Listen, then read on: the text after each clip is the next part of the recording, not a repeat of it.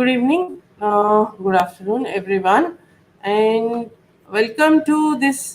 We are having these monthly 3-day code camp sessions, and for now, the first day of every code camp session, we are restarting with the very beginnings, and the coding we are doing is in Python, and it is in the context of taking up astronomy observations. Today, our mentor or a teacher is going to be Amritanshu Vajpayee. Amritanshu, can we call you in? Thank you, ma'am. So, Good afternoon, India. Amritanshu is a student very keen on astronomy as well as coding, and we have been having interactions, and he has done wonderful work from very basic work of observations which was done for the Samantha Challenge, one program we had earlier, and he converted the work done there in Python, simple plotting and fitting. So I think Amritanshu, for today's session, we are going to start with the very beginning, hello world, and how are we going to do Python coding and with simple online available tools, and then from there on move on to doing maybe some plotting and so on, learning how to do all of that. So that is what is going to be today's session. Amritanshu, maybe you could give a little bit of an idea of what would be covered, and just very briefly, half a minute or so, Okay. what you will be covering today. Good afternoon, all. Today, we are just going to cover the basics of the Python. The platform that we are going to use is the Google Collaboratory, popularly known as Colab.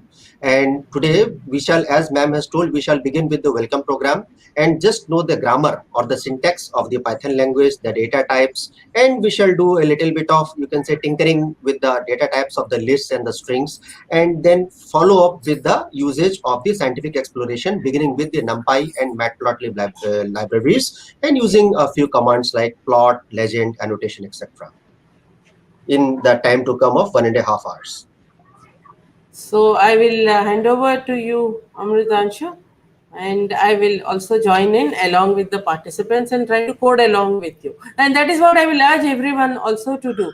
Because you don't need right now anything here. Amritanshu will tell you how to go online, go to a collab, and then get started. So everyone please code along. Right, Amritanshu? Sure, Over sure. to you. Over to you. Okay, thank you, ma'am.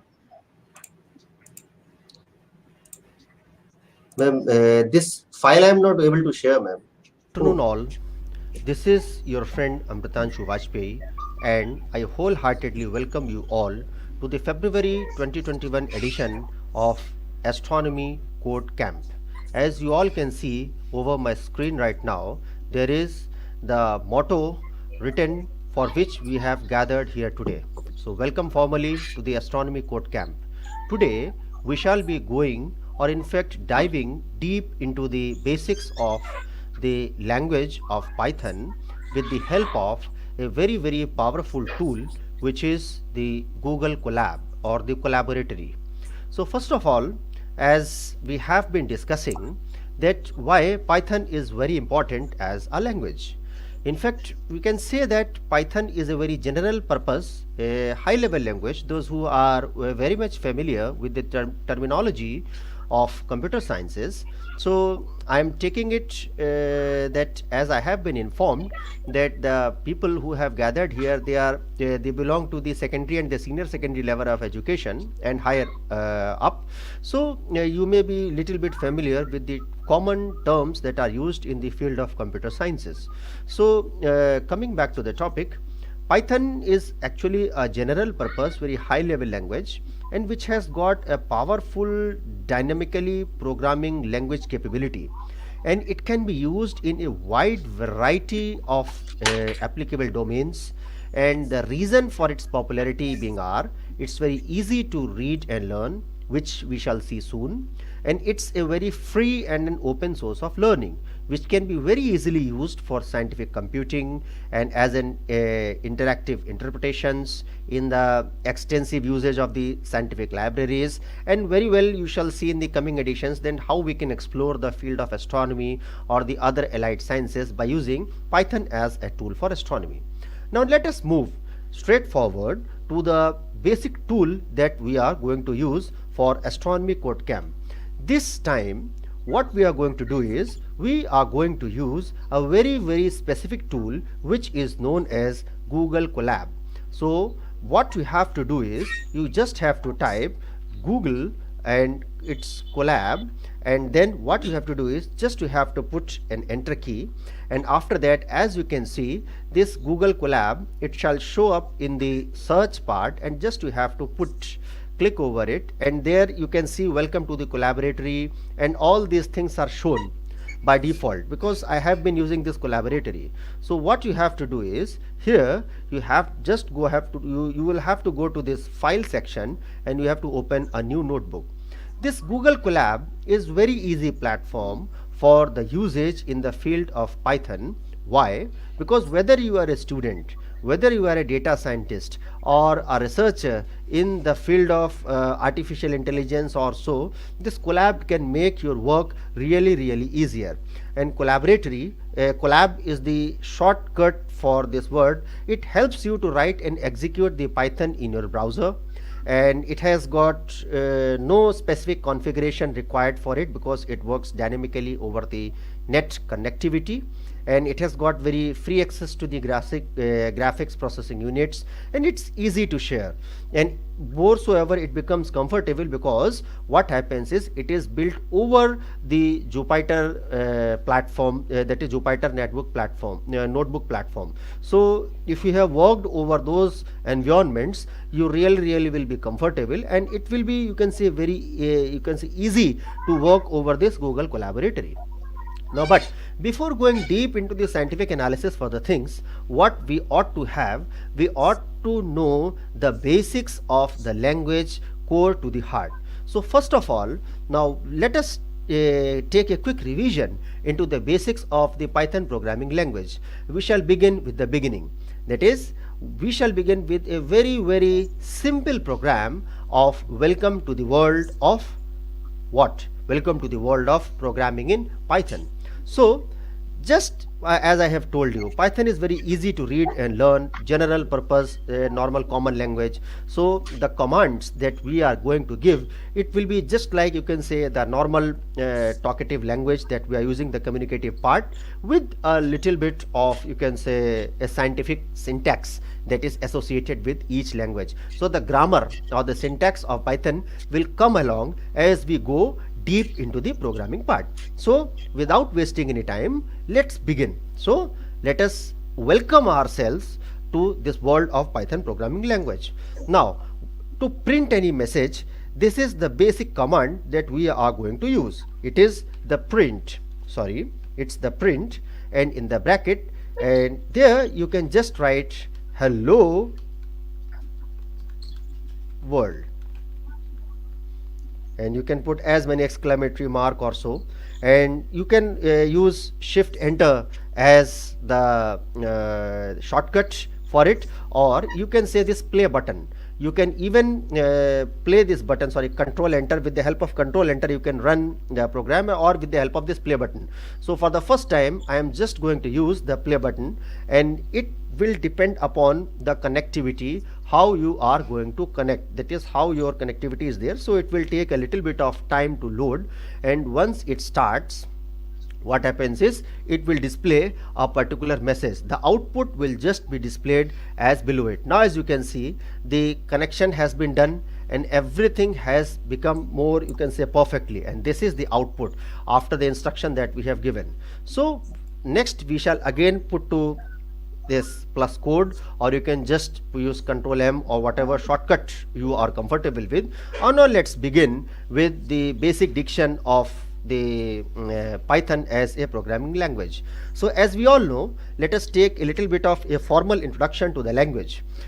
Each language has got its own, you can say, repository or a dictionary of the words which are reserved for that language. Even Python also has these reserved words. They basically are known as keywords. This basically is only to give you an information. You need not type it or you need not copy it. So these keywords are the reserved words which you will really encounter, and they are inbuilt into the Python language, and you shall see them as you type them, the color also shall change. For example, there is a reserved word known as if, then perhaps there are else, then there is print, or there are words like bool, etc. So these are, you can say, specific words which convey a special meaning.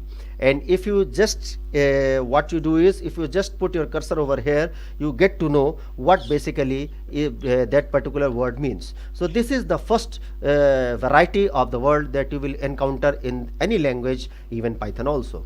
Then secondly, there are a few words which you can say as identifiers. And now these identifiers, basically they are taken in accordance with the variables. So identifiers, so basically they are the names which you give to the classes, functions, variables, and these are the naming blocks with the help of which you differentiate one entity from the other. Now there are a few rules for writing the identifiers, as each identifier, it can be a combination of letter, basically it can be uppercase or lowercase, and then any special character that has to be employed is only the underscore is being allowed. For example, this identifier is really allowed, my underscore name. But at the same time, this particular identifier, for example, one code camp, this is invalid. An identifier name or a naming block, it cannot begin with a digit. It has to begin with a letter. So, and secondly and most importantly, these keywords, they can't be used as identifiers or the naming blocks, because they have got their own conventional meaning that is already been specified when the code of that particular language is being formulated.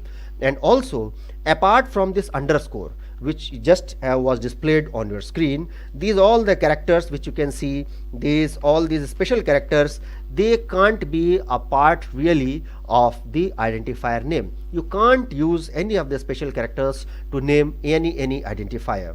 So these are the basic things that you have to remember. And from these, now let's proceed to one important part. One important instruction is, Python is a very case sensitive language. It means, for example, if you are naming something by the name as name and n capital, and another is name with n small, both these are different as far as Python is concerned. Capital N AME and small n AME, they are altogether different identities. So Python is a very case sensitive language. Once you have used a particular area for name, you have chosen a particular case of a letter to name a particular object. So what you have to do is, you have to be very specific in choosing whether it is capital letter or small letter. You have to stick with it. Don't try to change that particular name or that particular case of the letter.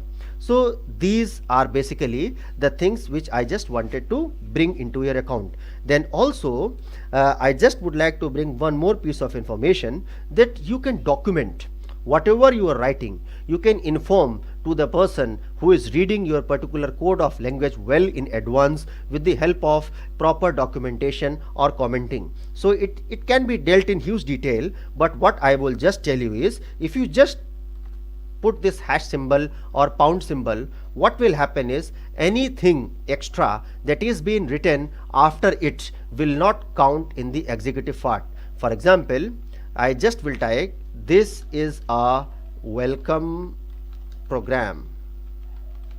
So, and when I put control enter, so what is happening is, the error is being shown in the name. So this is what, if an error comes, it violates the general rule of the language programming. And now you see, it's perfectly executed because this has been treated as a comment. They don't take part in the execution of the language. So if you want to document what you are going to do, you can basically use this particular type of methodology. So here friends, now we shall quickly move to the different type of the basic data types that are built. They include the integers, the floating points, the boolean data type, and the strings. So if x equals to 3, this is an integer.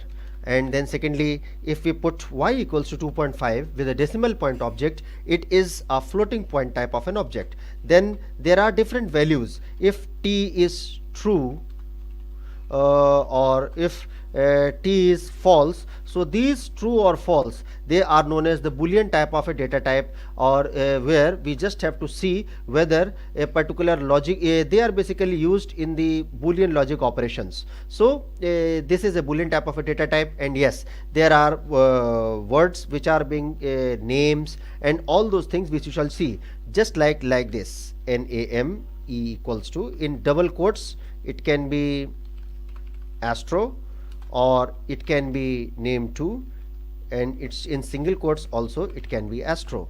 So those names which are quoted either in the single inverted commas or the double inverted commas, they are known as the strings. So we can just print them in either of the manner, just with the help of the print instruction print x. It will give the output as what the value of x was, and then if we want to print the string, so let's have the print name 2, so it will print the word as astro.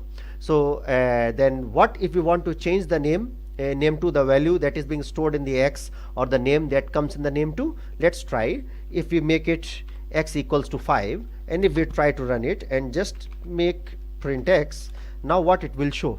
It will show as 5. So the new value has overwritten the previous value. The same goes with the string part also. For example, if we just put name equals to, and there in what we are going to do is again under the same diction, and we make it quote camp. And now if we try to print the name again, then what is going to happen is it has printed quote camp instead of astro. So we can tinker with the data that is being stored in a particular string name also. Now there are a few very important container types that are present in this Python as a language. They are basically the lists, the tuples and all. So here what we will be doing is we are going to deal with this package of list. So a list means it is a creation by placing the elements inside the square brackets that are separated by comma. So if you are going, for example, going to market, you know a list of things to buy in a similar manner. So first of all, we can create the list of different types, whether it can be integer, floating, string, or even the different types in under a single name. So let's make a list in the say beginning, and let it be an empty list. So this is an example of an empty list which does not contain any thing inside it. And now what we are going to do is, now let's make a list of integers 1 2 3 4 5 6 like this. And so here it stores all the integers, and what we have to do is, if we just print this my list here, what it's going to show? It's going to show this entire storage that is inside it. And I just had shown you that it can contain the different elements also clubbed together. So this is my list, and here I am writing 1 2 and astro, and then I am just making shift enter, and then let me print my list. Sorry. So here it comes. Here it has printed 1 2 and astro. So this basically is in which we can combine the different data types together in this particular list. Now how are we going to access the different elements that are printed that are stored within a list? So what now I am going to do is, now let me create a list my, and under with the simple names, let it be p, and then q, then what I am going to do is it's r, and then let me put two more elements s and t. Let me begin with the string, sorry, t. And so this is a list which I have created my. Now we can access any element that we require in the list with the help of the indexing number. Now in a list, this indexing starts at from 0, For example, how many elements are there? If I ask anybody, there are right now 5 elements. Element number 1, 2, 3, 4, 5. P is element number 1. But in the computer science language, what happens is P is stored at index number 0, Q is at index number 1, R is at index number 2, and so on. And so if we want to access P as part of the list, what we have to do is we have to write this index number, and when just we go for that index number, this P comes out. And similarly, if I just want to get the last, say T, now so T belongs to which number? So it is the last element, so it is the 5th element. So what it will be? It will be my, and the index number will be 4. And now if you want to print, now you have seen if T has come out. Now what happens if I just want to print out something else? For example, if I use, by chance, if I use a negative number, for example, if I have used my, and in that index I have used -1. So what happens is still you are getting an answer. So it means that negative indexing is really allowed in Python. For example, what if I write my of -4? Now let me see. It has printed Q. My goodness. So what happens is, if you go from left to right, first element to the last element, the indexes are positive. Index number 0, 1, 2, 3, 4. Now if you are moving from right to left, here it is index number -1, -2, -3, -4, -5. Now what happens if we exceed the number of index? For example, if I just write my index 5, so I suppose it is going to be an out of range error, because there are only 5 elements, and 5 means from 0 to 4.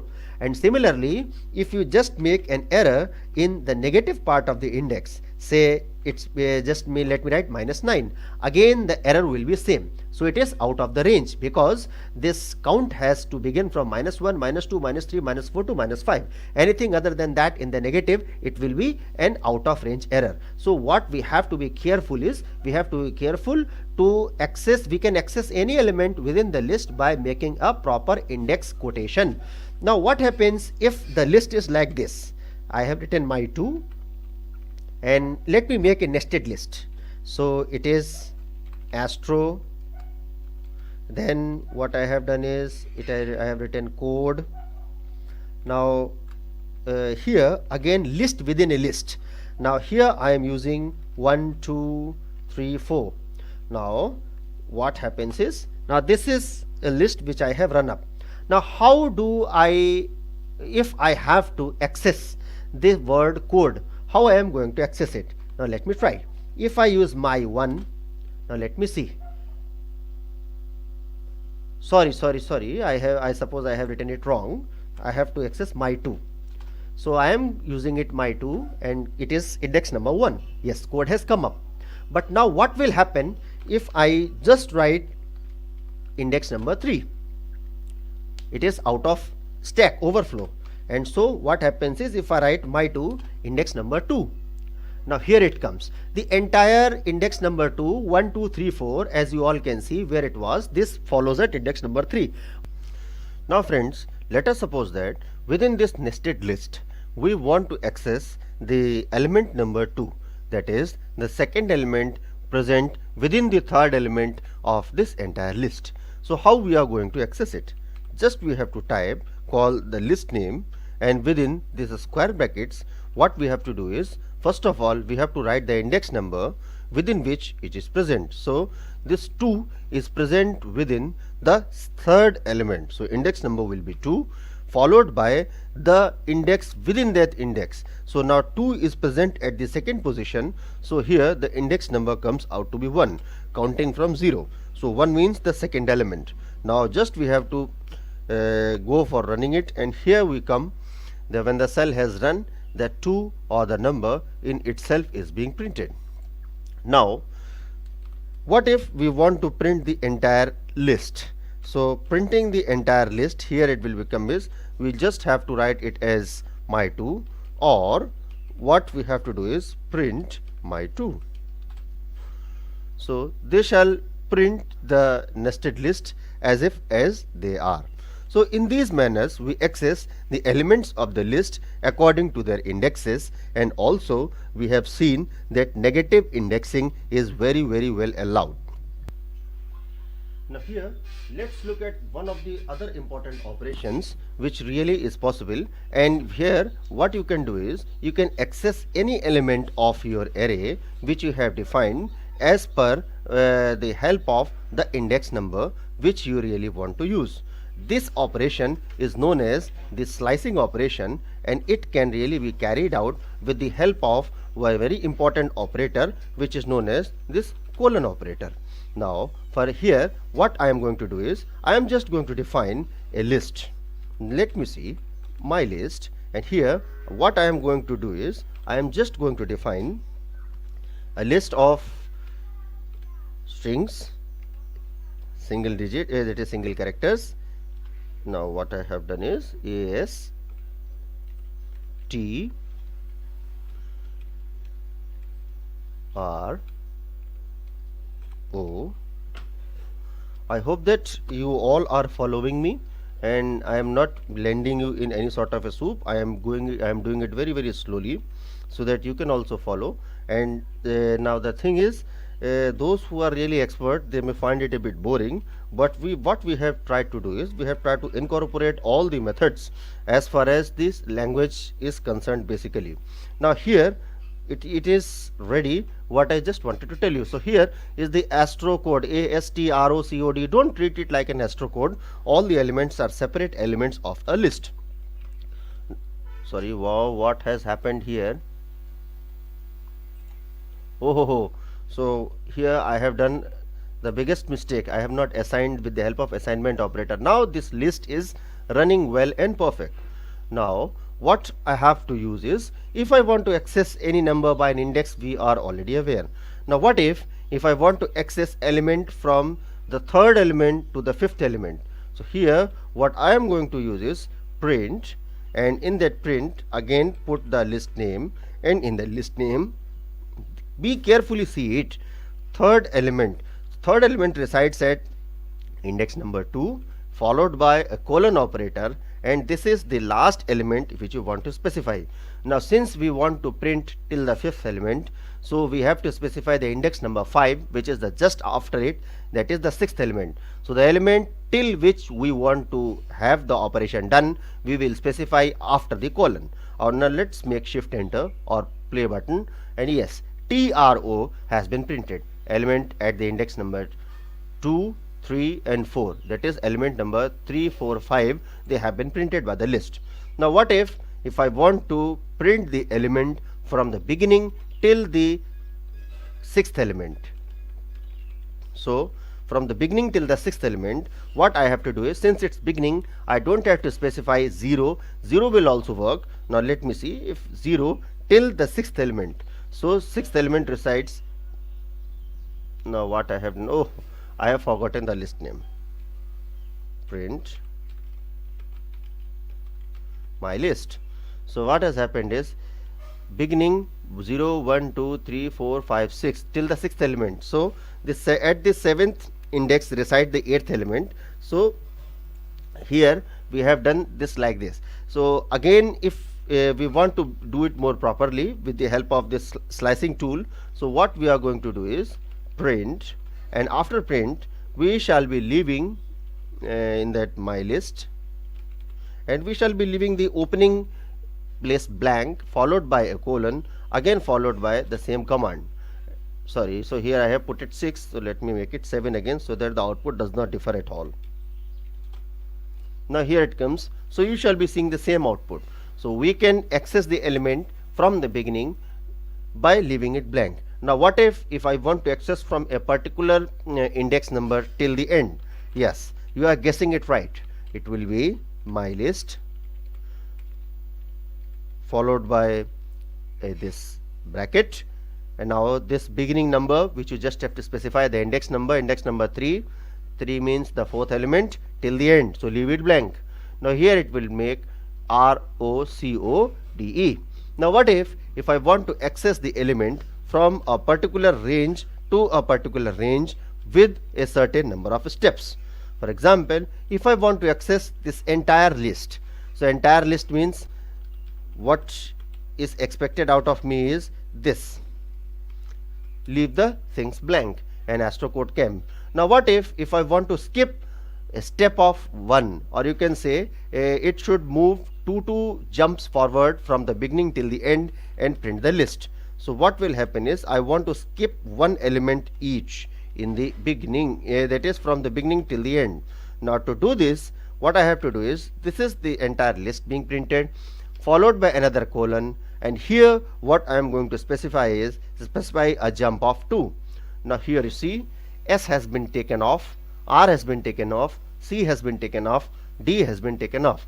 So astro code, so whatever elements we did not want to intend, they have been taken off thanks to this jump specifier that we have specified. This is the step size that we really have specified.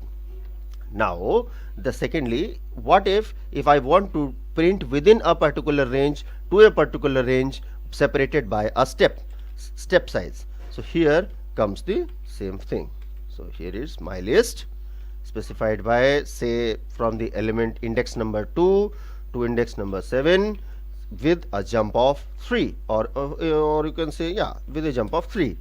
So now you see from the element number 2, 0, 1, 2. So this is the index number 2. From index number 2 till index number 7, 2, 3, 4, 5, 6, 7, and with a jump of 3. So 1, 2, 3. So here comes C. So 1, 2, and next jump it will go beyond D. So D has not been printed. So this is the manner in which you can access the things at your disposal. That is, whatever range you want, whatever step size you want, everything really is available at your doorstep or within your computers with the help of Python. Now what if you want to print from the last element till the first element? Now for that we can use the print, and in that print you specify the name of the list which you are accessing, and within it colon followed by a -1. So here it has taken from a step size of -1, that is from the ending till the beginning. So this in fact is the reversal of the list, and if you want you can save it in another list, and so a reverse list can be created. Now why is? Because if this is your entire list, you just remember the index number 0, 1, 2, 3, 4, 5, 6, 7, 8. If you go back, this is -1, -2, -3, -4, -5, -6, -7, -8, -9. And remember, this step size should be positive in the count. Now what if you want to add or change within the list of the elements? Now let me create a list which is num 1, 2, 3, 4, 5. So I suppose this 5 elements, they should be enough. And now here I am running the list. It has run in perfectly well. So a list has been created under the name of num, referencing of num. Now what if I want to change the first element? Now this element resides at which place? At the index number 0. So what I have to use is, with the help of index, I will have to specify the value which I want to put. Suppose let it be 9. So num of 0 is 9. Now if I want to print this num, what it will print is, yes, 1 has been replaced by 9, or the list has been changed and addition has been made. Now what if I want to change within the range of numbers? Now suppose I want to change the second item to the fourth element. So I want to change, yeah, between this 2, 3 and 4. So what I will be specifying is num, and now the range. Now second element resides at index number 1 and till the fifth element. I don't want to change the fifth element, so it will be 1 to 4. And now what are the values which I want to specify? So suppose let there be -1, -2 and -3. Be careful to choose the same count. Now if I want to print the num, what you can see, yes, -1, -2, -3, the change has happened. Now what if I want to append anything? Appending means, that is, add anything, add one element at the end of the list. So for that, what I am going to use is num dot append operator. So you with the help of your reference, and this dot is the period operator, and with that I am calling this append function, which is the inbuilt function, and see, you can see when I am put it inside it, inside the parenthesis, you can see L dot append object, and it, with the help of that reference, it appends the object at the end. So this is the work of append. So now let me see if I want to add 90 at the end. Now I want to run this num. Now you see at the end 90 has been added, but not always you will want to add a single number. Sometimes you want to add an entire plethora of the entire list.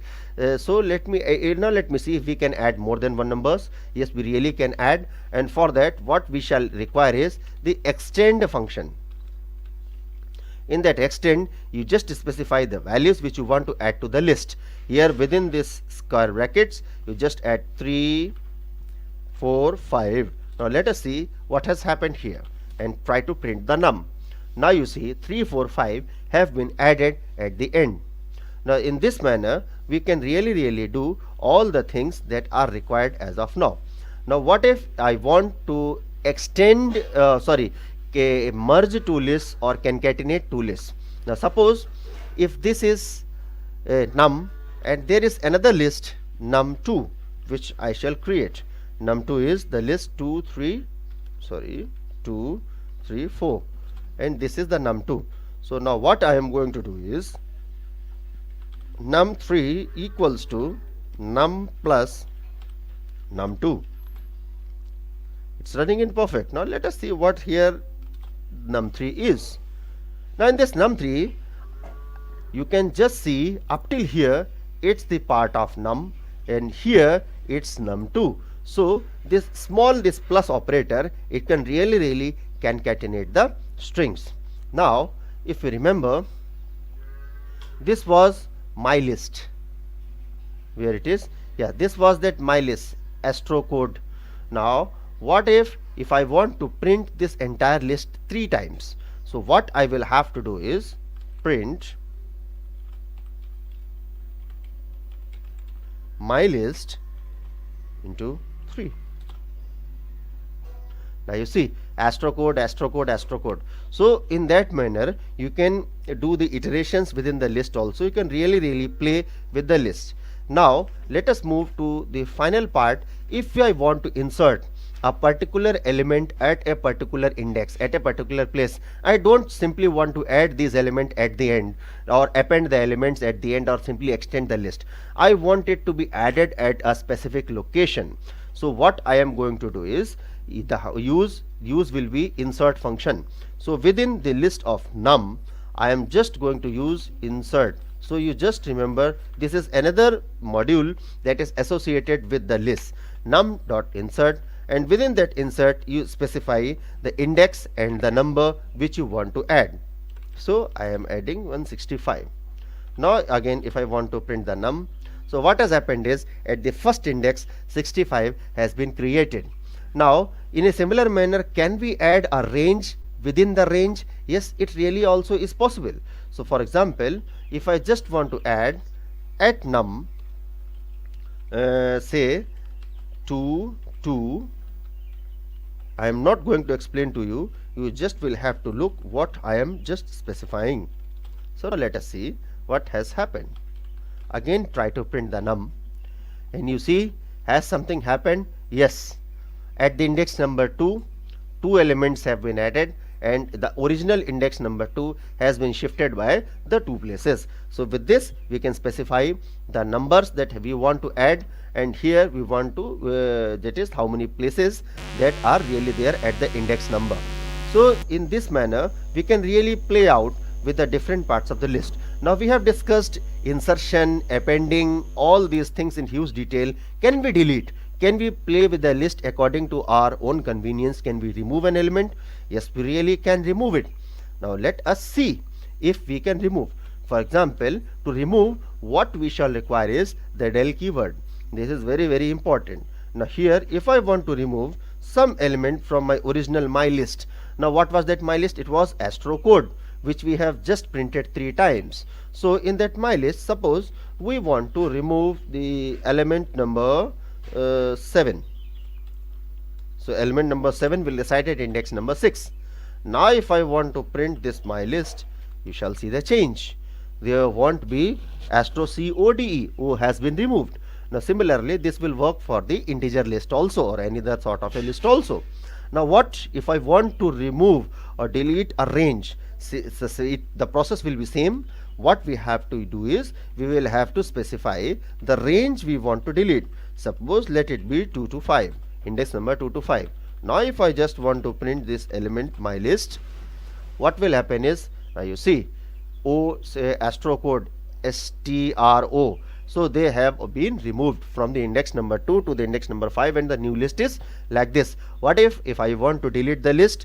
It will be del my list, sorry, Python is case specific, so you have to be very careful, or del num2 num3. Now if you want to access num3, what will happen is num3 is not defined because you have already deleted it. If you want to print this list my underscore list, it is also not defined because you have deleted it.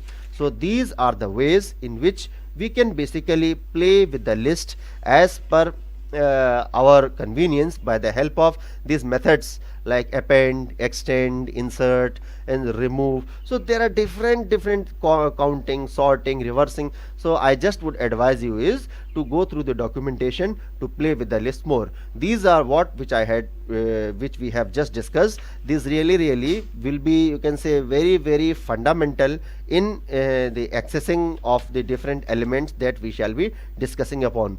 So whatever we have applied it here, the same thing can be applied to strings also, but there is one catch here is, that is, in the string, if we try to access an index out of the range or use number greater than the integer, we really are going to get an error. So that is string indices, and also the index must be an integer. That is, you can't access an index like this, my list 3.4. no, it should be either 1, 2, 3, 4 in that manner. So you should be very much careful about the indexing that you are using. So concatenation also is really possible.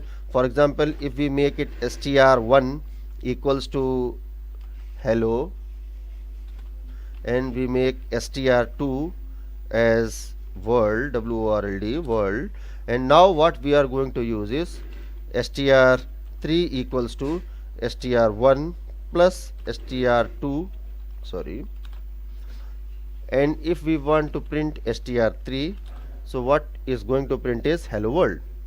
Now here it comes the thing. So in that manner, I have already told you that yes, we can print a string as number of times as we want.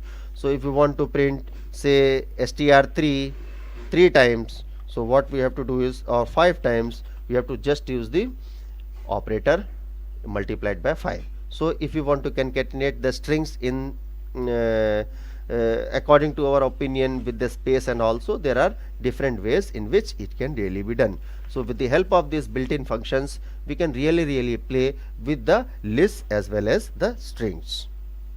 Now before we move on to the real part of plotting and the libraries of Python, I just would like to discuss a few final concepts with you, which is the concept of loop as well as the functions in the Python language. So now if you want to iterate over a sequence, that is, it may be a list, and apart from the list there are different apart list, it may be a string, and apart from the list and strings there are other ways which are available in Python. It may be a tuple, it can be a dictionary, set. So sometime later we will talk upon, but now we will confine the this particular talk to this particular range where we shall be discussing list and the strings only, because these are the things of known relevance to all of us for a time being. So we are going to use a very basic loop to iterate over a sequence, that is the for loop. Now this for loop, those people who are from the background of computer science, they will be aware, if you have studied this C language or C++ language, Java or other things, in which how we can use iteration over a particular sort of a sequence. Now this is just it is a quite less like the for keyword in the other programming language, and here it will work more like an iterator method as found in the other object oriented programming languages. Now what we can achieve with the help of this for is, we can execute a set of statements once for each item in a list, each item in a tuple or a set. So we can perform the execution of the entire list as per our convenience, what if we want to do. Now for example, if I just want to have a list of say constellations. Now let me create a constellation. Now I have made pardon me for my mistake, sometimes I myself violate the basic syntax. Now in the square bracket, now let me make Orion, and after Orion, now which is most popular, let us take Saptarishi, and let us take one more. Now what is the third which you will want? Now let us take Cassiopeia.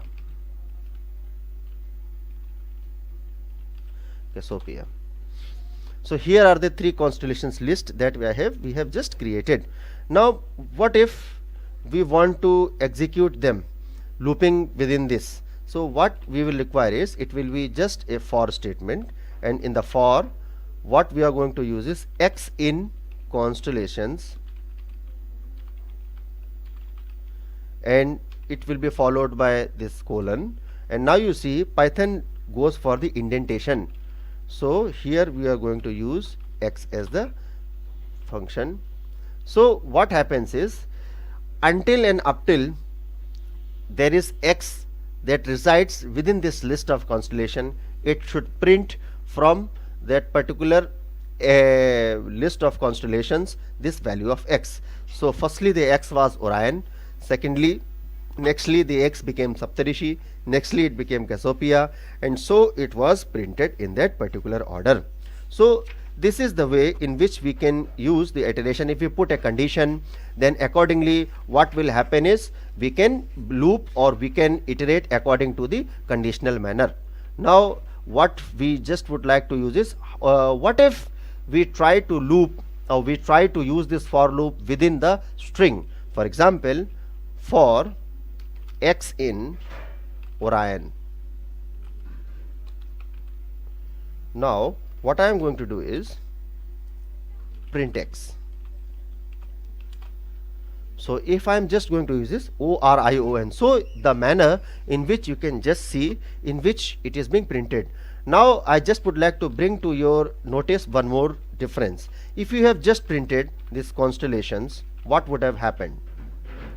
They would have printed in this manner, but now with the help of for loop you can see the difference in the printing pattern.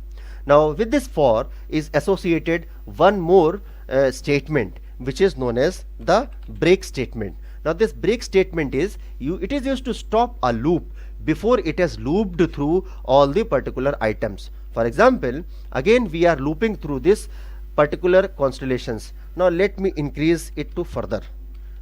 Draco, Andromeda, it's a galaxy now, but let us still add it in the constellation, and it is made Aries, Taurus. So now I have rerun it. Now once a change has happened, what you have to do is, you have to make that change effect in all the subsequent steps, you have to run it again. Now what I am going to use is, I am going to put a condition within this for loop, and let us see how this particular condition basically works. I want to exit this loop before this Andromeda has been achieved. So what I am going to do is, for x in constellations, what I am going to use is print x. That is the same. Now you will ask me, what is the difference? Now here comes the difference. Here I am going to put the condition, if x equals to means if it is equal to, if x equals what? Andromeda.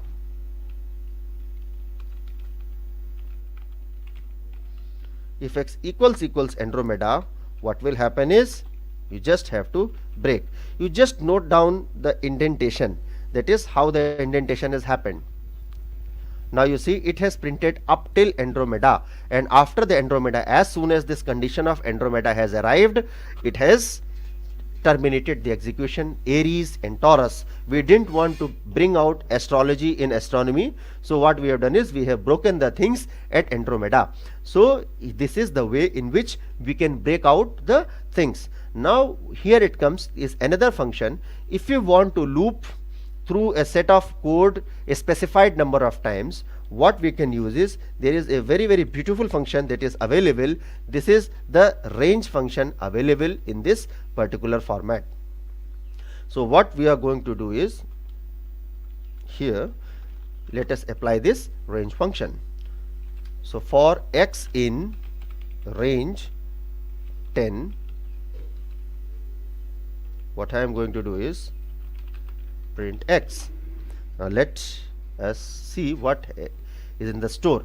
So up to the range of 10 numbers, by default it begins 0. So the default value of the beginning is 0, and by default the incrementation is 1. Now what if we are specifying a start parameter, if we want the numbers to start from a particular value? So what we are going to use is, for x in range say 2 to 10, print x. Again I have violated the syntax. So once the syntax violation happens, no need to worry for that. You always will have to go to, you always will have the leisure of reading the error, and you can do it. Now you see it has printed up till 10 now, but here instead of the iteration beginning from 0, it has begun from 2, because you have specified the starting parameter. Now what if I want to put or iterate this range with a step size defined by me? Now I don't want the continuous numbers, so I want a little bit of a change. So what I shall here be doing is, let me type it again, and after that I specify the step size. Now let the numbers be separated by 3, and after now let me give it print and end. Now here it comes.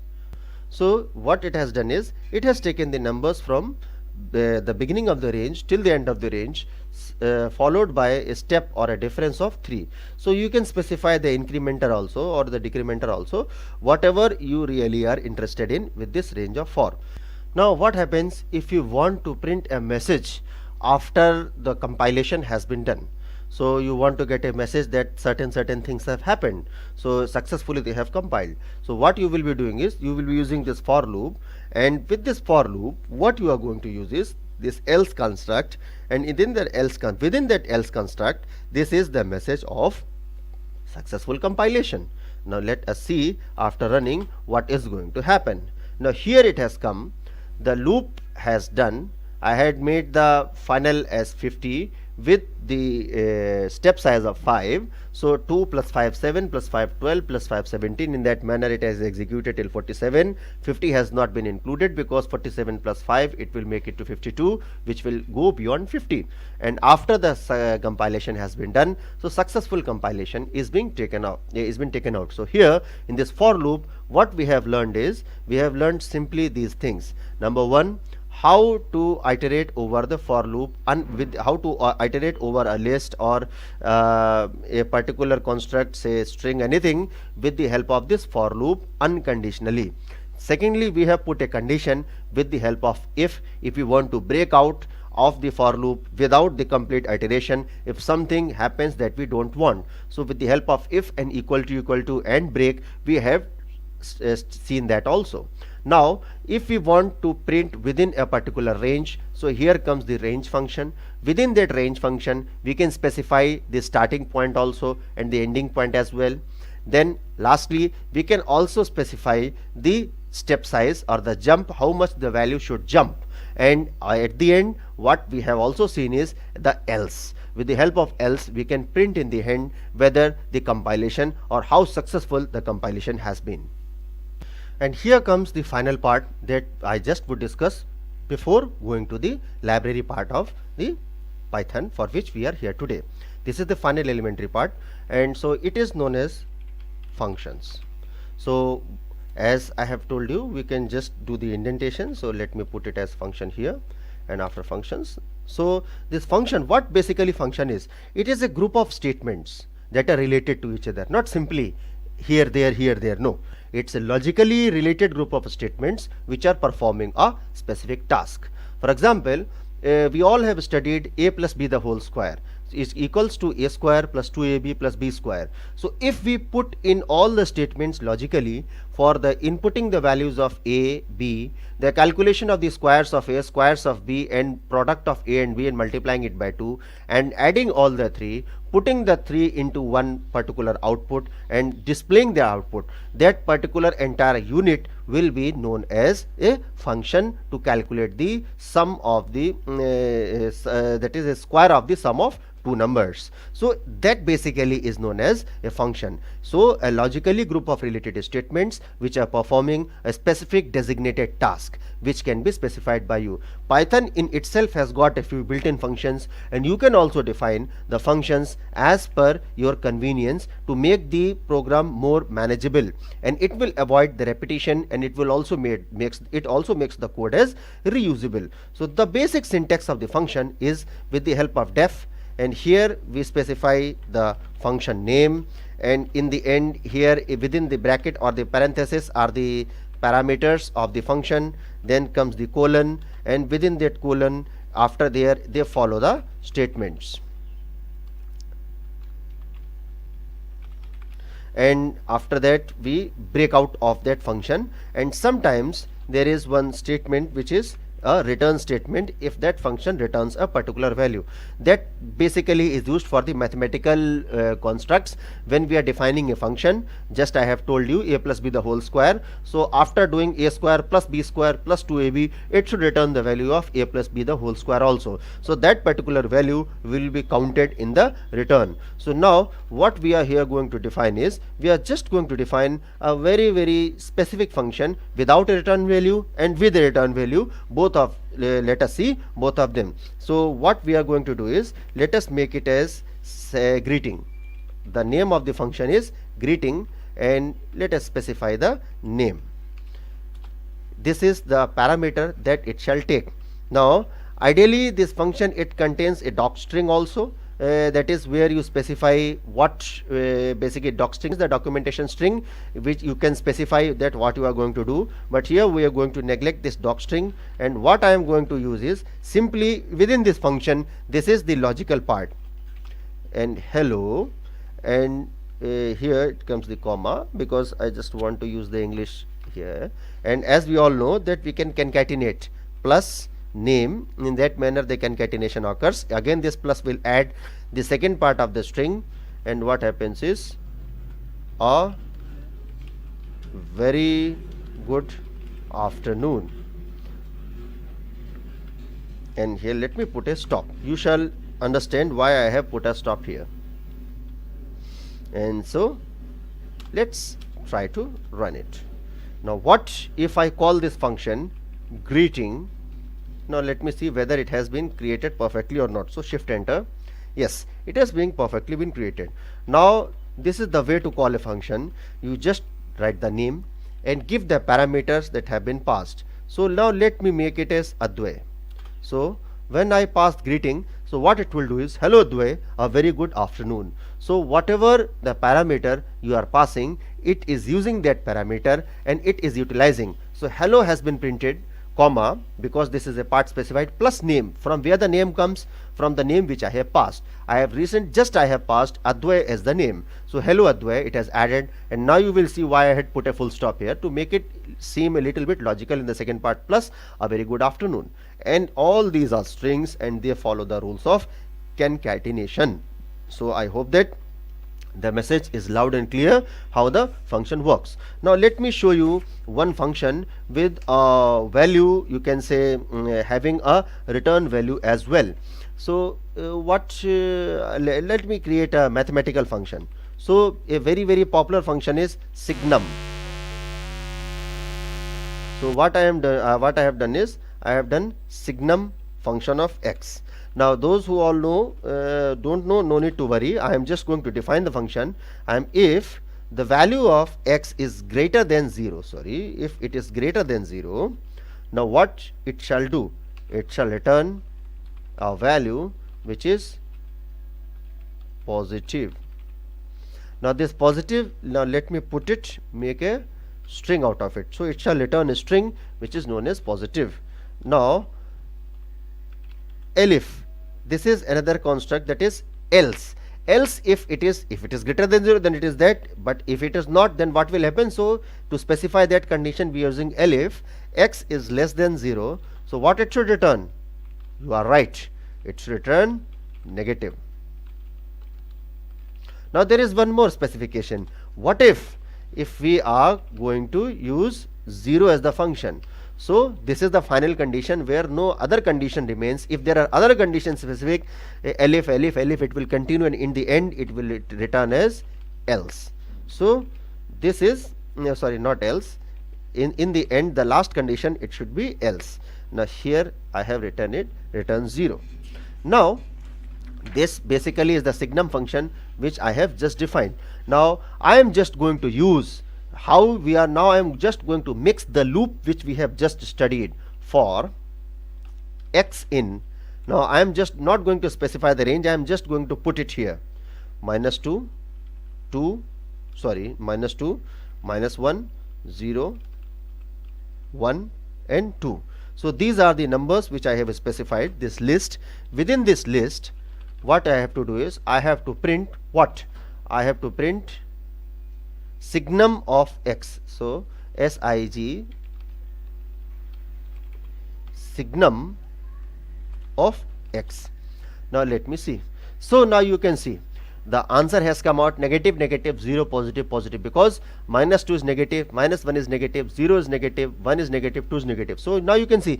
So if we had not defined this function, and if we did not have a loop, what we have to do is, for 2 we have to write these steps, for 1 we have to write these steps, for 0 we have to write these steps, or in together it would have been illogical. So this basically is the value that has returned. If it is positive, it is greater than 0, the positive has been returned. If it is less than 0, the negative has been returned. So these return values are also altogether very important in the function. Now the stage is perfectly set for us to venture into the library part or the world of the computation or the scientific computation, the graphing, the plotting of the Python as a language with the help of Google Colab. Now there is one more thing which we should remember, that we should properly save our work also. If we don't save it, yes, Python has got the automatic save points also, but we should at least have a referencing name of the things that we really are doing to do. So what we have to do is, we have to click here at the upper portion where you can see the untitled2.ip by nb. So here I can just use the first day code camp. So this is the file that I am going to save. Now it is saved where? Where has it gone? It has gone to my Google Drive. If I just want to see, and I just want to, you will just have to go and click and locate in the drive.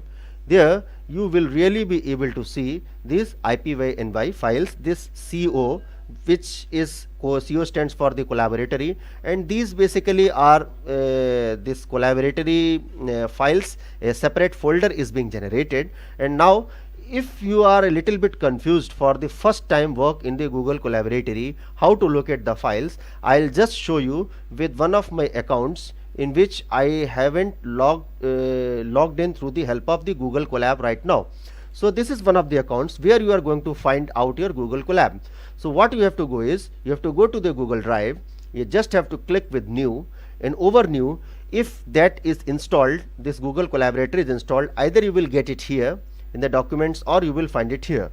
But here if you don't have the Google Collaboratory, so what you have to do is you first have to install. So connect on more apps.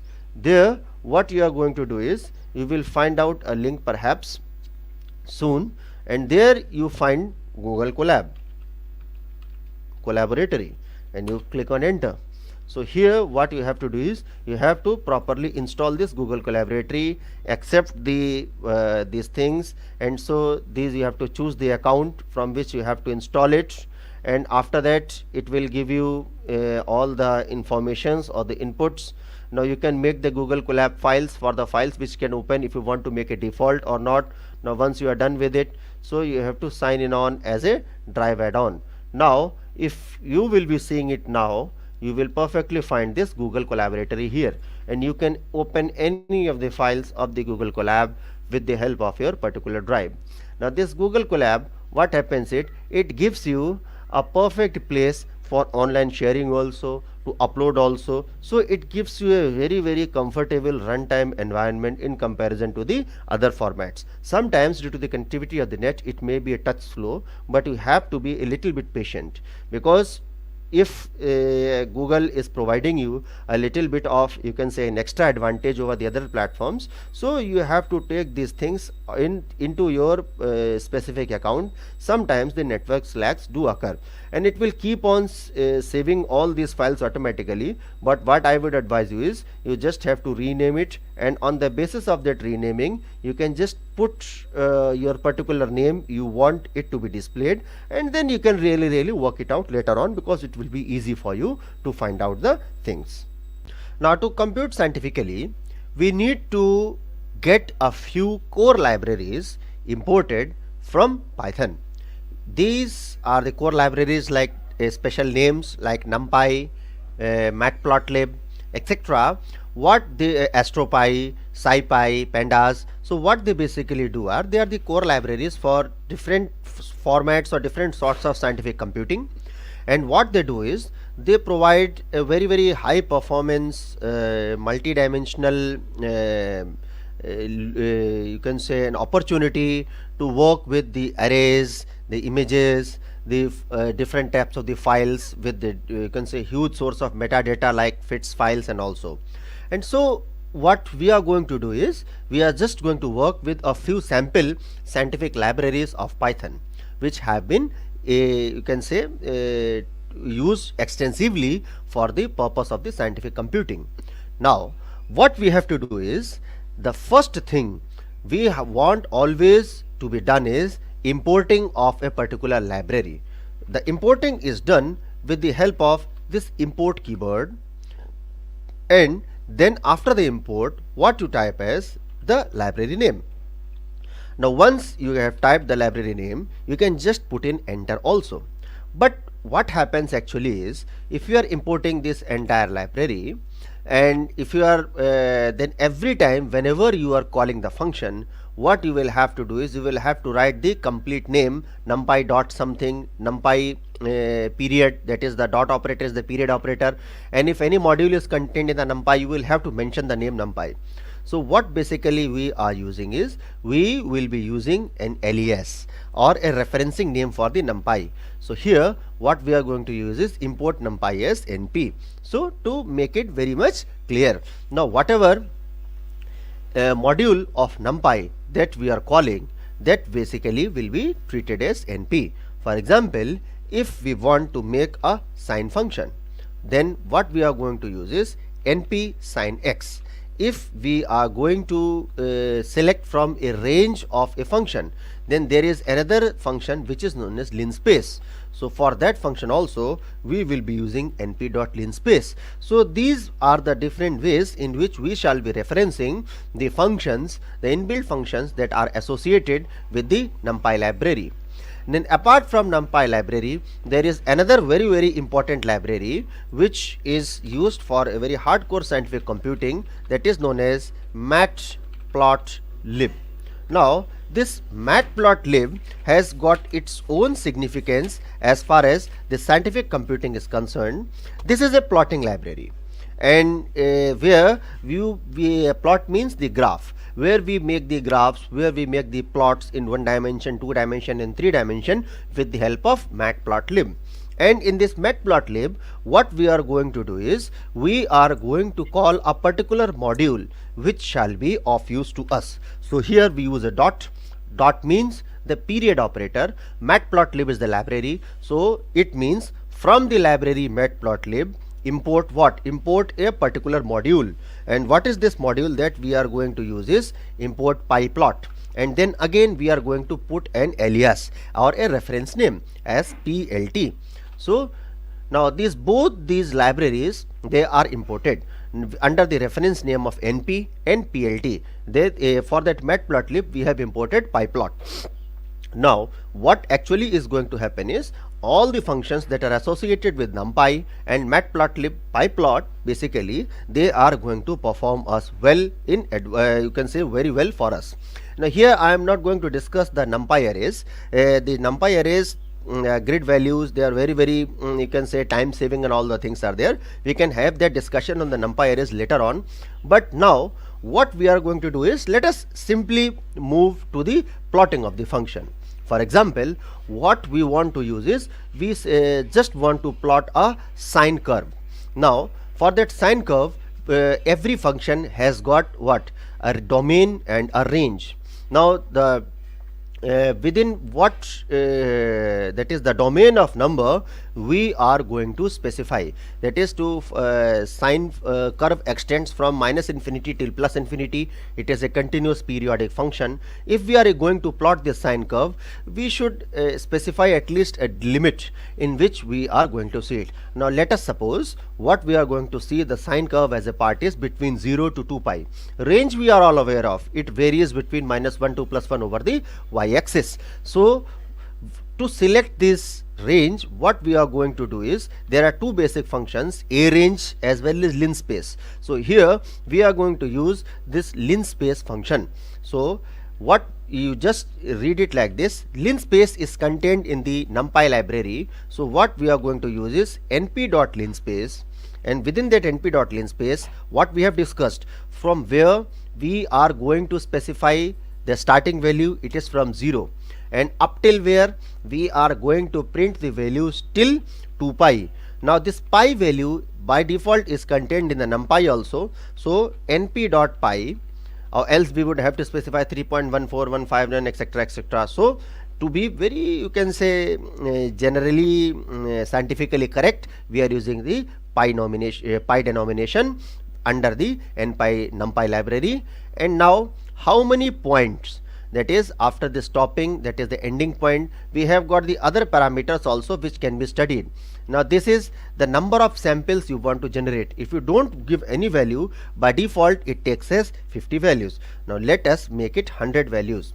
We want to get the 100 values, and all the values are stored in the value x. So we get a continuous or a range of a discrete number. In over this range, now we are going to plot the sine curve. So to plot the sine curve is plt.plot. Now this plt, now this is the plot function which is within this matplotlib pyplot, and so we have to use it the reference of plt. Now from that plt, what we are going to do is first specify what? The x-axis, x, that is this is the value that we have generated, and then secondly what we have to specify is the function, that is f of x. So this is sine x, and now plt.plot sine x. Oh sorry, this sine also, this is an error which I have done. This sine by default is also contained in the NumPy library. It has got its existence there. Now you see this, with the help of this function, a very beautiful graph has been created. Now we can make it a little bit of decorative and scientifically appealing also. This is just a simple plot. Now what if we want to use, if we want to provide it a particular title as well as a legend?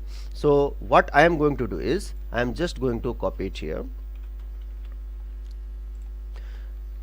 and now let me, instead of 0, now let me make it vary from 2 pi to -2 pi. So now it is between -2 pi to 2 pi, and after that what I am going to do is, we are going to put a title to it. Now this title is put with the help of plt.title, and here what is the graph? It is a sinusoidal graph, or you can say just sinusoids. So we are going to put a sinusoids, and then after that what is we have plotted in every graph scientifically, if we have to use it, we have to get a legend. So with the help of this legend, plt.legend, what we are going to do is, we are just going to specify within this square bracket sine y.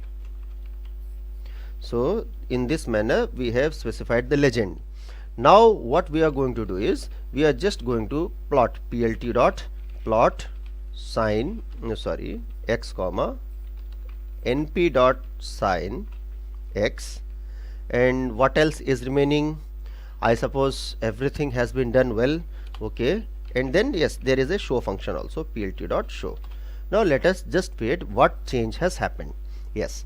Now you see it has varied. Now since we had changed the variation from minus 2 pi, so over this x-axis you will find from minus 2 pi to plus 2 pi 100 points are there. If you just play with the number of points, suppose you increase it to 1000, so what is going to happen is instead of 100 it's just going to pick up 1000 points. So now a heading has come, a title has come under the name of sinusoids. Then we are not able to see the legend. So what has happened here is plt.legend. Now let me just change the position,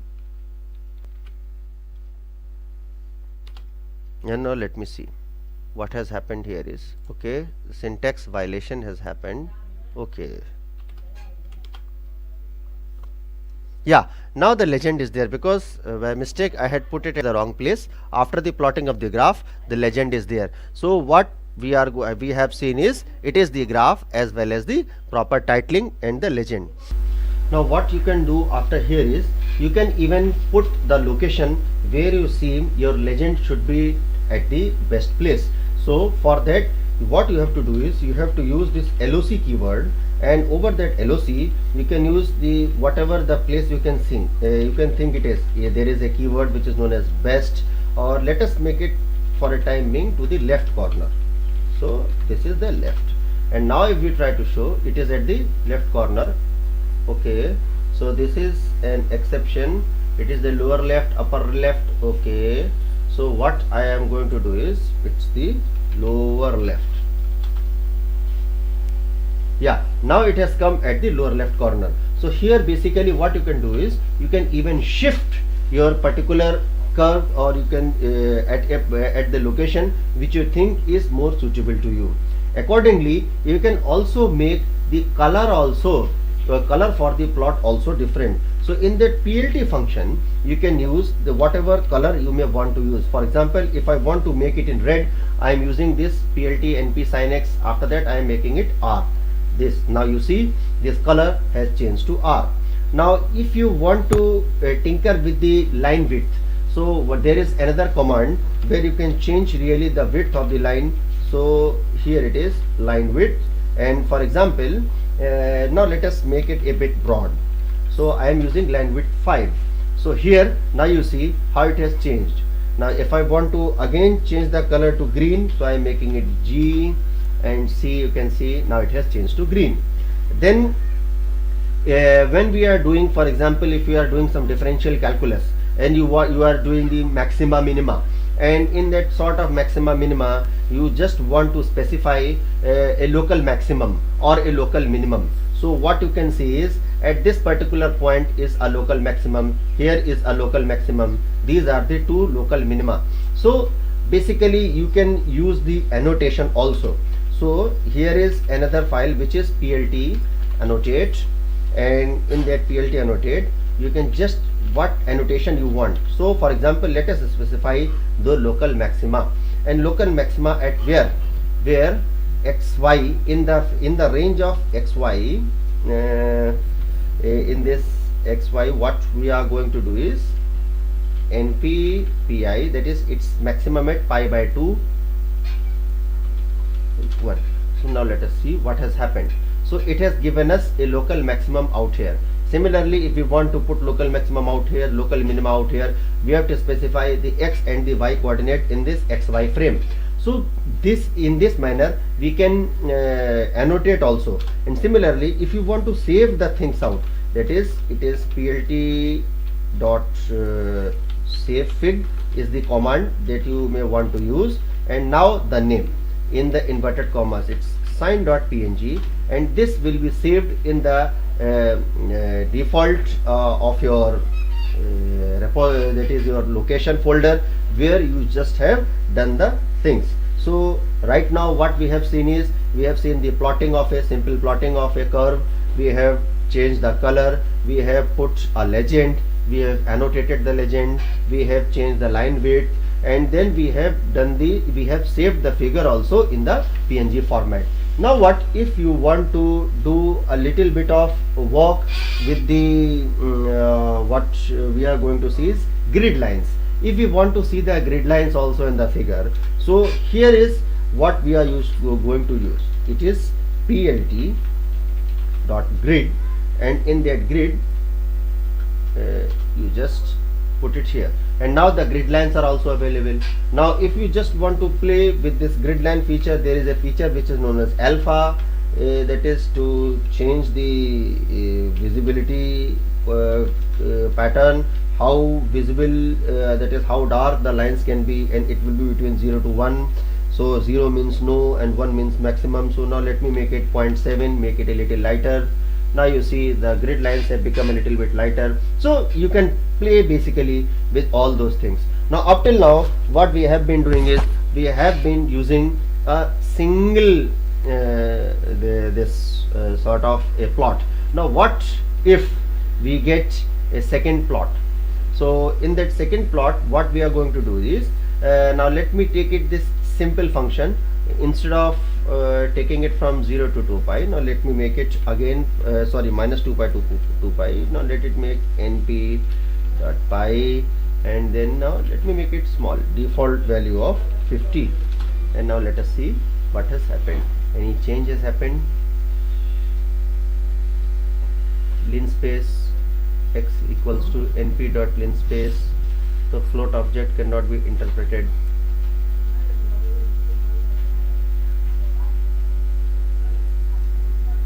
Okay, so here actually I have not removed this. Now it will show you the proper working. So now this is the way, this is our basic graph. Now in that basic graph, now what I have done is we have just plotted this x, this sine curve. Now what we are just going to do is we are going to have one more plot parallel to this sine curve as the cosine curve. So instead of apart from this sine curve, what I am going to do is I am just going to put this annotation to commenting out, and because now here I just want to show you how it will behave. Now this is plt dot plot x np dot cos x, and now if we have got any preference, in that preference now let me make it red. Now you see where the maxima is, here the minima is, where the minima is, there the maxima is. Now let me for a time being change this line width also to make it more clear to you. Now both these graphs, they are visible. This green one is the sine curve, the red one is the cosine curve. Now here what we can do is we can do, or we can in fact put the proper legend also. If it was here it was sine y, and then after that sine y, what happened, the second one is the cosine y. So within this what we have to do is cos y. Now we will be able to see. Now let us put it at the proper place. What we are going to do here is, after plotting, after this plotting has happened, now here I am just going to put this legend out here, and now let it decide on its own. Now you see this sine y and cosine y, they have appeared perfectly well. So in that manner this particular figure is also being saved, the two graphs, they can simultaneously be plotted, and all the things they can basically be done. Now what if you want to get the two curves, but at the same time you don't want to get the curves on the same that is on a same plot, you want them as a separate part. And also before talking to that, what if we want to change the size of the figure, that is, can we stretch the figure? Yes, it really is possible.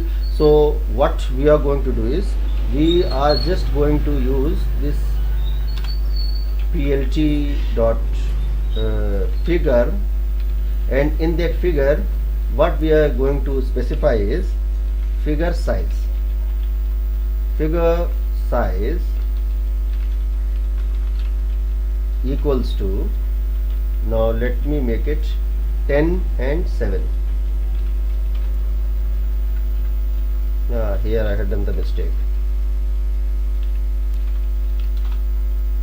Now you see what has happened here is plt dot figure size is 10,7. What is the mistake that has happened?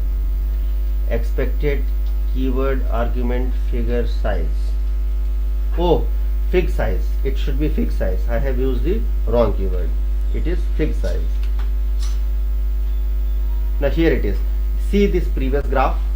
This was the size in which the graph was there. Now you see. So you can really change, you can stretch the area of the appearance of your graph as well. Now what if you want to plot these two graphs as two separate parts? So for that what you have to use is, we have to use this axis. So figure axis, and there you have to use this subplot module, plt dot subplots, and within that subplots you have to specify how many rows and columns you want. So rows wanted is 1. In one row you just want to see the 2, and 2 columns. In each row you want column. And now you will be referencing now you will be referencing this with the help of ax, that is the axis. So that is at the 0th index. What you want is, at the 0th index we want is plot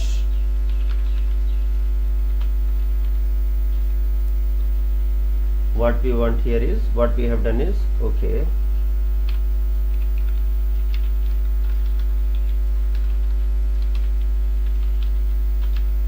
np cos x, and at the location, first location, what we want is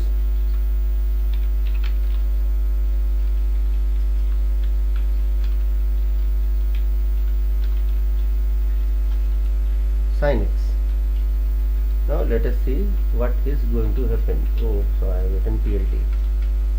Here comes plot. Now you basically, what you are going to see is, these two are the same graph. You have separated them. Tinker, or you can still play with the colors, you can play with the line width and all the things. So what you basically have to do is, after this, in the plot, the same manner in which we were doing it, it will be color equals to, if you want you can make it lime in nature. And so now let us see if the lime color is there. Yes, this has become lime. And here what you can do is, let's make it red. No, not red. Yeah, let us make it red. Yeah, so it has become this cosine curve and the sine curve, how they basically are behaving. In the cosine curve is lime in color, it has become red in color. And you can also change the line width. So line width you write, or LW, it will work similarly. So now let's see that line width is 5 here, and here if you want to just make it more deep, let's make it 5 again. So here they have become more broad in the sense as far as the figures are concerned. So these basically are the basic domains in which we are working upon the things. Now what if you just want to save your data set somewhere as a file? So these are the basic operations that I have just told you.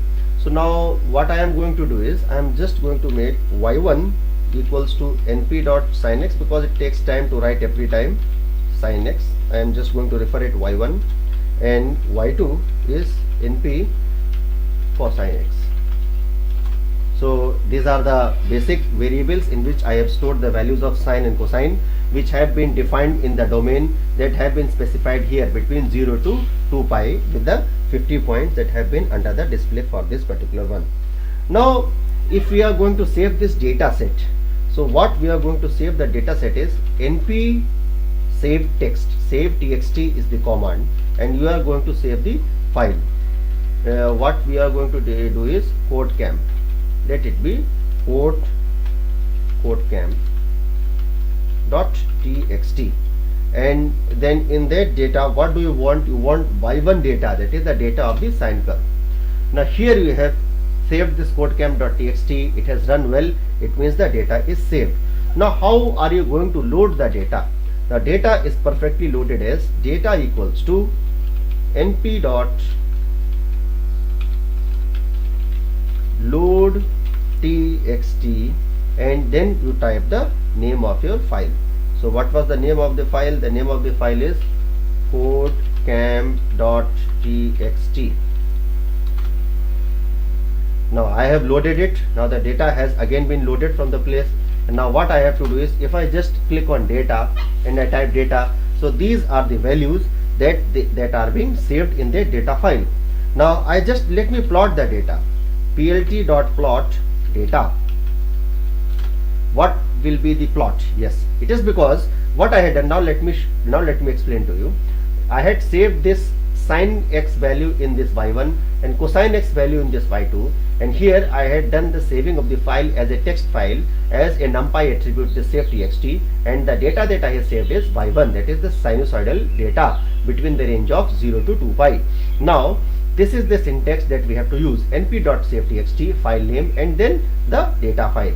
Then what we have, when we have to load is, we have to load the file with the help of load.txt, the file name, and save it in a particular variable. Now when we just run it, we will get the data, and after, if we want to plot the data, because in the end it was a plotting file, so if we want to plot it, we will get this particular curve out of the data. Now what if we just want to save the data sets in the multiple column? So what we have to use is, we have to use this new command, and in this new, what we are going to create is in y1 y2 different one, and there we are going to use again save.txt, np save.txt, and again what was the name that we had specified? We had specified codecamp.txt.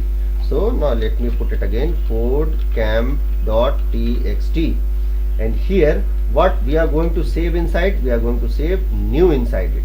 Now let us see, has it been executed? Yes, the file has been executed. Now it contains you can say two columns, y1 and y2. In column number y1 it will be the sinusoidal data, in column number y2 it will be the cosine data. Now what we have to do is, if we want to retrieve the data, and yes, the previous data would have been overwritten, what we will have to use is np.load.txt, and again what is the name? It is codecamp.txt. Now where it will come? Now let us see. Now again, if we try to print the data, here is the data that is being saved in it. So this is the first one, this is the first column, and this is the second column, that is the sine data and the cosine data. If we want to see, that is what is the shape, so what we have to do is, that is what is basically the data shape of the data that is being saved. So we just will have to type data.shape. So it contains sorry, two entries with two types of that is two columns it will contain, and with 50 entries within. And now let us retrieve the data. X1 equal to data of 0, that is at the 0th location, because now if we have to work over it, and x2 equals to data of 1, because now there are no indexing it, it won't be simply the data, it will be it has to be indexed by the index number, because at the 0th location y1 is being saved, which is the sine data. At the first location y2 is being saved, which is the cosine data. Now there is another inbuilt function in which you can find out the length of the data, that is how much longer the data is, if you want to know for some reason. So there are 50 entries for x1, and also, as we all know, 50 entries for x2 as well. So now what we are going to use is, we are going to use plt.plot, again that matplotlib library plt.plot, and what we are going to use is x1, because x1 contains that sine data, and what we are going to provide, we are going to provide it a label of sine of x. Now let us see what will happen. Yes, sine has plotted. Now we are just going to verify whether cosine will also be plotted. So I am just going to put plt.plot and let it be x2, and after putting it x2, what we are going to use is label, and yeah, it looks good if we do it like this, label equals to, and after that what we are going to do is cos of x, yeah, cosine of x. Now here again we return to the same situation.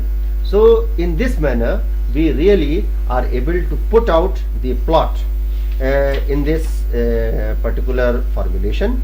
So this is the way of plotting you can say a plot of a particular function from one perspective.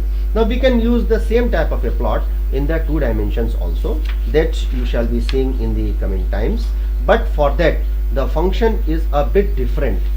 Because you are just, for example, you want to observe the variation of this sin x or cos x by sitting over that particular axis, or you are looking over that axis and you just want to see where the hill is, where the valley is. You just imagine if you are sitting at the top here, if you are glancing from the sky, and at one point you will see a valley, at some point you will see a hill, at another point you will see a valley, at another point you will see a hill. So now I just would quickly wind up this session by this last part. So what we have to use is, we have to use another command which is known as mesh grid. So what I am going to use is, I am going to use this two, let it be two-dimensional sign. So I am going to use it 2 sign, and that is sorry, but I am, let it be new 1, new 2. So in that new 1 and new 2, what I am going to use is new 1 and new 2. Let me make it np dot mesh grid, and in that mesh grid, what I am going to use is, I am going to make the 2 dimension of this x1 and x1, because at first I have to perceive the data in the 2 dimensions. So this is the x1 comma x1, and now if I see the shape of new 1, previously if you remember it was 50 only, now it is 50 comma 50.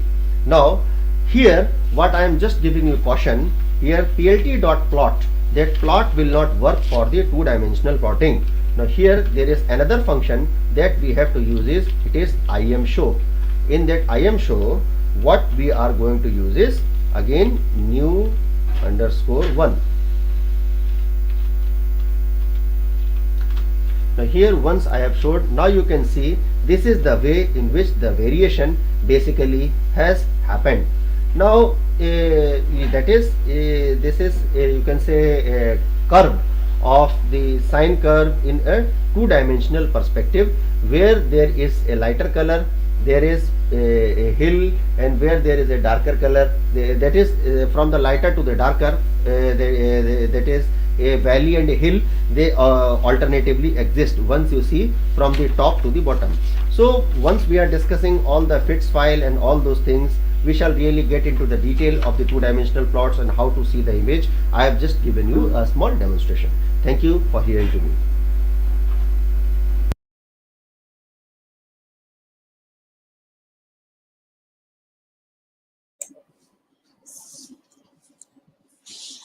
Hello. Hello, ma'am. Are you able to hear me? Having some trouble with the webcam, and so all right. So that was a kind of run through to get a little grip on handling the lists. When we are handling data, we'll be handling it as lists and so on, and doing plotting, etc., which Amritanshu walk you through. And as I was saying, if you have not coded along with him, then come to the recorded one, and then which you can stop at will, and so that make sure that you complete all the exercises. Tomorrow, actually, when what we are going to do is use some of these plotting things which have been discussed to take up ASCII data from uh, some database of radio pulsars, and then do the plot and get a little bit of understanding of what the data is in connection with radio pulsars, what they are. All of that we'll have a talk tomorrow when we are doing that. And today was to develop a few of these skills. And Amritanshu, that was wonderful, huh? Very user friendly walkthrough. Thank you, ma'am. I suppose it was too Uh, fast also sometimes. Well, sometimes, I mean, if someone has not been able to keep up, they do have the recording option. Yes, ma'am. Prashant, what is this? Not really. What you could explain? I mean, you could be more explicit. Whatever. If you have any issues, No. There in was, understanding, etc. You could actually type. Also, put any questions that you have. yeah, ma'am. Actually, there was one question in the beginning that which is more advantageous, Jupyter Yeah, or Colab? yeah. I was going to ask you to Yeah. discuss that. Yeah, Yeah, go ahead. actually, I just wanted to tell all the friends who are present here that what Jupyter Notebook actually does is it lets you to write and execute the Python code locally in your web browser at your system level. And Jupyter makes it very easy to tinker with the code and execute in bits and pieces. And that's why it has become very, very popular. Collab, on the other hand, it is, you can say, when I say informally, jokingly to my friends, it is just like a Jupyter Chromebook. So it gives you a Google flavor of the Jupyter notebook, which is basically suitable for your machine learning and the data analysis. And the advantage of this Collab is it runs entirely on the cloud. You need not have a particular configuration running. What you have to do is the only thing you need is a stable internet connectivity, and you can share it directly with the help of your Google Drive. And Collab, as you can say, it is basically an implementation of Jupyter only, but at the cloud level. It is free. It will not require any setup. It comes pre-installed with the packages, and later on, when tomorrow the experts will come, they will show you there are ways to retrieve the data with the help of functions like PyDrive, etc. And there a very, very advanced level of implementation can be easily done with the help of Collab. All right. So Ma'am, if you kindly yeah, permit okay. me, there were a few queries regarding the installation Yeah, of yes. Actually, Anaconda. you go ahead. You go ahead. Yeah, sure. So, friends, actually, what I just wanted to do was, I just wanted to give you a quick walkthrough through the fact that how we can install Anaconda or this platform on the Ubuntu system, because between the within the astronomers, this Ubuntu platform is really, really very, very popular. So, ma'am, are you able to see the presentation? No, wait. Let me share it. Okay, ma'am.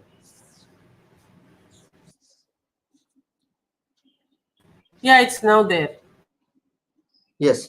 So those of our friends who are here and they are operating this Ubuntu system, I just would tell them that it is a very quick walkthrough. In a couple of minutes, I will explain you the things and you can come back to the recording. If you want to run really in the Jupyter Lab or Anaconda platform, what you have to do is you just would have to go to this Anaconda website. Over this Anaconda website, you come down. There you are able to see these installers in totality. Now you just have to come down to this Linux tab, and there you can choose it accordingly, whatever format suits you. There you will get an sh file. Now this is a screenshot which I have taken from my Ubuntu system. Now this by default, for some it may be saved in downloads, for some it may go to the download part temporary folder of your browser, which is by default Mozilla Firefox. So you can retrieve it, and the only thing that is very important is you need to know the path. In Linux systems, you have to build the path every time. So I have just shown you where my path, it is home, Astroamrit is my system, and then in downloads it is the where it has been saved, and this is the .sh file, Anaconda and all. So in that manner, you just have to keep in your mind where that file actually has gone after downloads. Then you operate on terminal with the help of Alt Control T. You just open your terminal, and there what you have to do is you remember this keyword SHA256 sum, and then you specify the path. Where after that path you just specify that file name, and what you have to do is just enter. After entering, it will just show you that .sh is perfectly, this type of a message will appear depending upon the version of Anaconda that you have installed. Now nextly what you have to do is you have to use the bash command, and the same thing, the bash command followed by a space followed by the path and the file.sh, and it will again, you have to press the enter. Now this will give you a welcome note, that is the Anaconda version, which is whichever version it is there in that sh file. And then what you have to do is you have to press enter key to install this Anaconda. And as we all can see, as always, the user agreement and the terms and conditions are all there, so you can quickly browse through it, you can read it or you can ignore it. But I prefer to go through it, because let me know what software I am going through. what all permissions are being required. This is my personal opinion. And after that, you have to agree to the license to install it. Once you click on yes, so what will happen is it will start to extract this Anaconda installation. Again, it will re-ask you whether you want to install Anaconda in this particular directory. For example, for me, it is basically home Astroamrit Anaconda 3, or if I want a change, then you can specify the changed path also here. But I never wanted a change. So what I did was I just made an enter, and then it started unpacking. And while unpacking, you have to be a little bit patient. It will extract all the libraries slowly, depending upon the speed. And then these all packages, once upload, it will prepare for the transaction. And after doing the transaction, it will ask you that this installation has initialized Anaconda 3. Do you want to run the Conda initializer? You have to, of course, you have to click yes. Then after this initialization has been done, it will say, it will give you these basic paths of which the libraries are there regarding the Anaconda. You can take a screenshot of this particular section for your system to be aware where which file has basically gone. It will help you in the end. Now, because this is the bash RC file. Now, for example, this screenshot comes from Ubuntu 20, so it automatically adds to the path. But there are a few older versions of Ubuntu which people still are using. It doesn't automatically add to the path.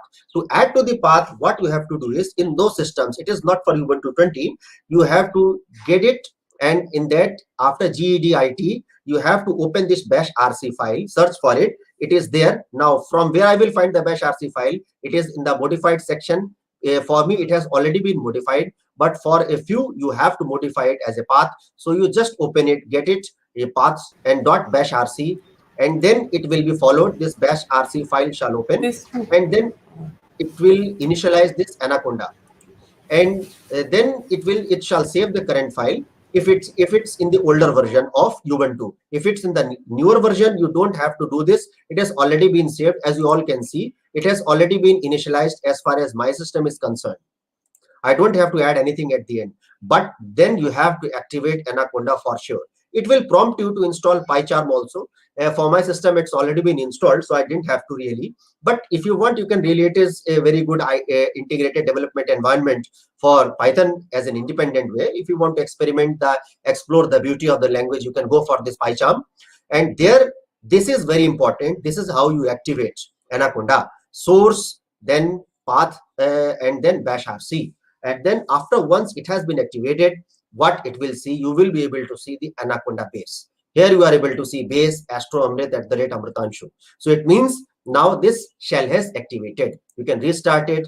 And after that, what it has done is, if you just put this command anaconda -navigator, this will start loading. This Anaconda, this green circle will come, and accordingly, this Anaconda navigator is now ready. This prompt shall come upon your system. You just close it, because we are not interested in going to the website and registering all the things for a time. Now let us check. We will have to check also now whether this Conda is running perfectly or not. So the basic command is Conda, CONDA, and what you do is you type this Conda info. Now once you type this Conda info, it will give you the basic environment. I have not created any environment right now exclusively. It is just the basic shell, how it works. So it will give you the packages, the version, and all the things. So this is a proof that your Conda is perfectly installed and it's perfectly running, because the Conda command is running. Now, if you put Conda list, if you want to explore the packages, you can use this Conda list command. And then these are the packages which basically have been installed. It is a long list. This is the last portion. And then if you want to return, now people ask me that how to return to the normal, that is terminal. You have to put Conda deactivate. Now you see the base is gone. And once, if you want to again go to the Anaconda environment, what you have to type is Conda activate. It will again activate that Anaconda base for you.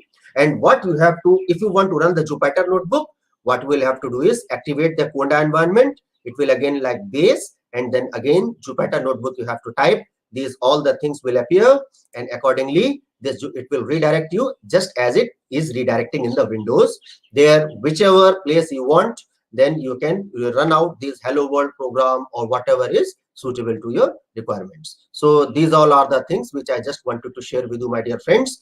So if you are wanting to work in this Ubuntu forum, very well and good. you are always welcome for it. Thank you. Over to you, ma'am. Yeah. Actually, this may be a little intimidating for those who are just coming today for the first time, wanting to do any Python coding. So for them, it will be intimidating, but your discussions will be useful for those like who were there in the last code camp. Also, those who want to move to having one of these setups. Yes, ma'am. So, so Python be is patient, that is everyone. yeah. We have a Ubuntu is very way. Ubuntu is very important because it is Ubuntu is going to Mars also. Windows is operating only on Earth. Yes, so be patient, everyone. Those of you who have just started this, you may feel a little overwhelmed, but the thing is, use the recorded segment. We also have some segments from last time, so use all of that and code along. Unless you do that, all of these discussions will not be of any use. Now, I would like to also ask all of you, you be there tomorrow, day after. You probably have the links for those. And we also have a session today. I will, how do I give you that link? Uh, which is to do with, there is an ongoing Astronomical Society of India meeting, and we are just trying to bring in some mm, mm, outreach content from there to anyone, any students who may be interested. So I will try and post it as a link maybe on this video if anyone would like to come in for that in the evening. It's at 8 p.m. And then we have this code camp today, tomorrow, day after. Day after, we are going to talk about some context in which simple accessing data online and doing, some coding in the framework of X-ray astronomy that will be dealt with, and that will be useful for you. On the National Science Day, we have a full half day X-ray astronomy hands-on workshop, so that will be useful for you. So be patient. These coding things initially they may look a little overwhelming, and there is a lot of content which was covered by Amrita Anshu, right? You may be using some of it tomorrow, but most of it you may not. Tomorrow, for instance, we are going to ask you simply to go online to a particular location where there may be some data related to pulsars, get that, and have a little bit of understanding what the data means and use it yourself, plot it to understand radio pulsars and that kind of thing. So we are going to do that tomorrow. So be patient, all of you. Don't give up if you find that this is going too fast or anything like that. Okay, na? And those who have already done some of the work, sometimes you may find this a little bit of repetition may have been done today. What was done in the last code camp, which we are going to do every time, probably. The first day has to be with the basics. So I think that's it. Amritanshu, was there anything else you No. wanted to? Meanwhile, I'll Yeah. try and look up the link and share it with Yeah. people today. So If perhaps those of our friends who are here, and if you belong to say senior secondary level or graduation level, what you can basically try is whatever the commands that were given, plt.plot, you can take out a few leaf from your book. Those who are studying the projectile motion, vector motion in class 11th and 12th, who are studying the simple pendulum and variation of length with time, and all you can take out a leaf from your practical notebook, and you just try to plot x versus y graph with the help of the things that were been told, the list you can do. And then you can try slicing also. For example, if you have got 50 data sets, and out of that 50 data sets you choose the relevant 10 or 20 to you plot them, you annotate it. So it is a self experimentation that I really would expect. I am putting the link for today evening in case any of you are interested, but the link may not remain for long. So copy it before it. I think YouTube doesn't allow links, so I have given the link for today evenings. We are calling it Astro Chat. Astro Chat. So Bhelpuri and Golgappa of astronomy. So we are going to do that in the evening today, and I will also share with you the link for the National Science Day. The links may not stay for long, so do pick them up and save them. And okay, yeah, actually I'm going to share a Google form to register for the National Science Day X-ray astronomy half day workshop, hands-on X-ray astronomy hands-on. So pick that up. And okay, the last is, let me share the Google link also for that session. So if you are interested, just copy these and we will be concluding. All right, none of these sessions right now we have are in Hindi, but Pushpinder, what you have said, it's a very good point. So we do have, sometimes we have been doing, but not all the sessions we have been doing, we have been able to do it in Hindi. Amritanshu, can we do a repeat of all of this slower in Hindi Yes, sometime? yes, ma'am. Hindi is my mother tongue, करेंगे, and no Pushpendra need to जरूर worry. करेंगे. We बिल्कुल will करेंगे do ma'am. it, but we will have a full repeat of this session in Hindi sometime, in some time. Pushpendra ji, Okay, not this week, but Pushpendra ji, कोई समस्या नहीं होगी. हिंदी मेरी मातृभाषा है. हिंदी में भी मुझको बताने में कोई भी इसमें समस्या नहीं होगी. जब मैम अरेंज करेंगे तो हम लोग बिल्कुल हिंदी में भी वार्तालाप कर लेंगे. Okay, so give these links in the description. All right, we will try and do that. Okay, but you try and take. Acha, maybe you can't copy the links from here. All right, we will give you all the links in the description of this YouTube video.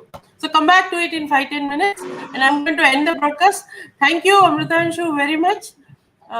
Enjoyed actually doing this collaboration with you, and thank you all of you who have been watching, and to those of you who are going to come and look at it in record segment. Thank you, So ma'am. I'm Thanks, ending the organizers. broadcast.